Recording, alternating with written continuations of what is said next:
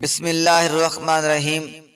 یہودیوں کی نفرت میں یروشلم کی فتح کے وقت جب حضرت عمر وہاں گئے تو عیسائیوں پر برہم ہوئے۔ وہاں صفائی کروا کر مسجد تعمیر کروائی اور قرآن مجید میں موجود معراج والے واقعہ کی نسبت سے اس مسجد کو اقصی کا نام دیا۔ یہودیوں کی دیوار گریہ بھی اسی احاطے میں موجود تھی، تو زائرین کی حیثیت سے انہیں بھی وہاں آنے کی اجازت دے دی گئی۔ خلافت عباسیہ تک یروشلم ایک مسلم شہر رہا۔ اس کے بعد عیسائیوں نے دوبارہ یروشلم پر حملہ کر کے اس پر قبضہ کر لیا۔ صلاح الدین ایوبی نے عیسائیوں کے خلاف 25 سے زائد جنگیں کر کے بیت المقدس دوبارہ حاصل کیا، اور پھر 700 سالوں تک یہ خلافت عثمانیہ کے زیر سلطنت رہا۔ یہودیوں کو بھی اس دیوار گریہ تک اپنے مذہبی اقدامات کی آزادی رہی، اور یہودی آہستہ آہستہ پھر یروشلم میں آباد ہونا شروع ہو گئے۔ اس دوران میں کئی بار انہوں نے خلافت عثمانیہ کے سلطان کو پیسوں کے عوض یروشلم انہیں سونپنے کا لالچ دیا، لیکن ناکام رہے، اور پھر دوسری جنگ عظیم میں عیسائی سپاہی نے ہٹلر نے چن چن کر یہودیوں کو مارا۔ تقریباً 60 لاکھ کے قریب یہودیوں کا قتل عام کیا گیا، اور یہ در بدر بھاگنے پر مجبور ہو گئے۔ اس دوران میں انہوں نے یہ اندازہ ہو چکا تھا کہ انہیں اب خود اپنی پہچان بنانی ہے، اور بائبل میں موجود یہودیوں کے آخری عروج سے قبل والی کئی نشانیاں بھی ظاہر ہو چکی تھی، اور وہ یہ تسلیم کر چکے تھے کہ ان کا آخری مسیحا اب دجال ہوگا، جس کی بدولت پوری دنیا میں ان کا دوبارہ بول بال ہوگا۔ انہوں نے برطانیہ سے ساز باز کر کے خود کو الگ ریاست تسلیم کروا لیا۔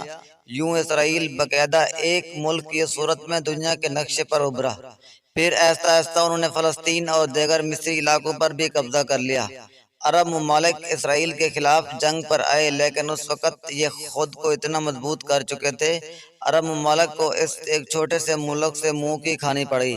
عیسائیوں نے بھی دیکھ لیا کہ اب ان سے لڑ کر کچھ وصول نہیں ہونا، تو باقاعدہ گرجا گھروں میں پادریوں تقریبات منعقد کی اور یہودیوں کے لیے معافی کا اعلان کیا گیا۔ یوں سیاسی اور اقتصادی مفاد پرستی نے 2000 سالوں سے ایک دوسرے کی ازلی و جانی دشمنیوں کی ایک صف پر لا کھڑا کیا، اور قرآن کی بات بھی سچ ہو گئی کہ یہود و نصارہ ایک دوسرے کے دوست ہیں۔ یہودیوں کے عقائد کے مطابق وہ ہیکل سلیمانی کی حفاظت نہیں کر پائے، تو خود کو قصوروار کہتے ہیں، خود کو سزا دینے کے لیے زنجیروں اور چمڑے سے پیٹتے ہیں، اور دیوار گریہ کے پاس آہوازاری کرتے ہیں۔ وہ ایمان رکھتے ہیں تیسری بار انہوں نے پوری دنیا پر حکمرانی حاصل ہوگی، اس کے لیے انہیں مسجد اقصی کو گرانا ہوگا، جس کی تیار وہ کر چکے ہیں۔ کب سے مسجد اقصی کے نیچے بارودی سرنگیں بچھا دی گئی۔ اس کے بعد ہیکل سلیمانی تعمیر کر کے تابوت سکینہ وہاں رکھنا ہے۔ تابوت سکینہ بھی وہ دوبارہ حاصل کر چکے ہیں، لیکن مسئلہ تھا سرخ گائے کا، کیونکہ ان کے عقیدے کے مطابق وہ ناپاک ہے۔ جب تک پاک نہیں ہو جاتے ہیکل سلیمانی تعمیر نہیں کر سکتے، اور پاک ہونے کے لیے سرخ گائے کی قربانی دینا ہوگی، وہ گائے جس کی نشانیاں قرآن پاک میں بیان کی گئی، جو اس وقت بھی انہیں ڈھونڈنے میں مشکل ہوئی تھی۔ اب وہ 100 سال تک وہ ویسی گائے کی تلاش کرتے رہے۔ ٹیکنالوجی کا استعمال کرتے ہوئے بچے پیدا کرانے کا کامیاب تجربہ کیا۔ انہوں نے پھر اس تجربے کو بدولت ویسی نشانیوں والی گائیں پیدا کرنے کی کوشش کی گئی، لیکن ناکام رہے۔ 2019 میں ایک امریکی ریاست سے 5 عدد ایسی گائیں انہیں مل گئی جن کے جسم پر سرخ رنگ کے علاوہ اور کوئی بال نہیں تھا۔ انہیں کبھی کوئی کام کے لیے استعمال نہیں کیا گیا۔ اگلی نشانی ان پر کسی بیماری کا اثر نہیں ہونا چاہیے۔ پوری دنیا میں کوڈ پھیلا کر مختلف جانوروں کے ساتھ انہیں بھی ٹیسٹ کیا، اور ان پر اس بیماری کا کوئی اثر نہ ہوا۔ یہ گوگل میں سرچ کر کے آپ اس کے متعلق تفصیل سے پڑھ سکتے ہیں۔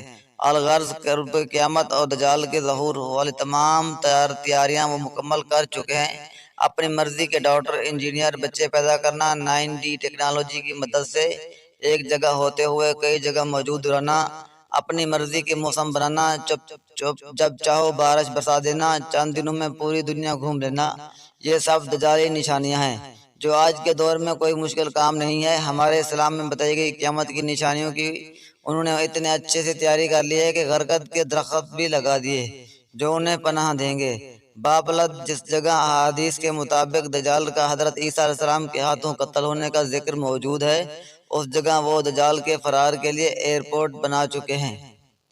یہ سب تو قربت قیامت کی نشانیاں ہیں، اور ہیکل سلیمانی نے بھی بن کر رہنا ہے۔ پھر اصل جنگ کیا ہے؟